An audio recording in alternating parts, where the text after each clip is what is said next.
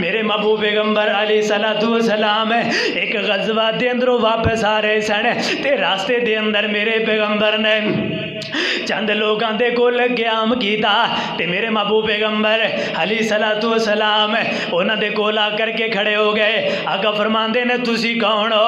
اے لوگ کہن لگے اسی مسلمان ہاں.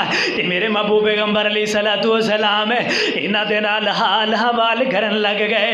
اتنی دیر اندر کچھ دور دے فاصلے دے اندر ایک صحابیہ بیٹھی ہے، وہ بیٹھ کر کے چولہا جلا رہی ہے، اگ نو جلا رہی ہے، نالو دے کے چھوٹا جہا بیٹا بھی موجود ہے.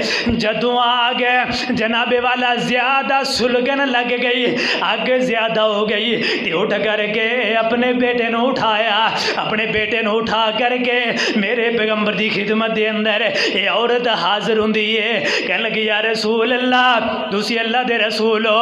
آقا فرماندے نے ہاں میں اللہ دا رسول ہاں. اے بی بی کہنے لگے فداک ابی و امی، میرے ماں باپ آپ تے قربان ہوڑ. اے اللہ دے رسول مینو ایک گل دا جواب دے دیو، ماں اپنی اولاد دے تے کتنی مہربان ہے. ماں اپنی اولاد نو اگ دے اندر سٹنا گوارا نہیں کر دی. آقا فرماندے نے ہاں ہاں ماں اپنی اولاد نو اگ دے اندر سٹنا گوارا نہیں کر دی. تے اے بی بی بول کر کے کہن لگی اللہ دے پیغمبر تے ماں دے نالو زیادہ اللہ اپنے بندیاں دے نال پیار کرن والا، اللہ اپنے بندیاں دے نال محبتاں کرن والا، تے اللہ اپنے بندیاں نو جہنم دے اندر کیوں سٹے گا؟ اللہ خود اپنے بندیاں نو جہنم دے اندر کیوں جلائے گا؟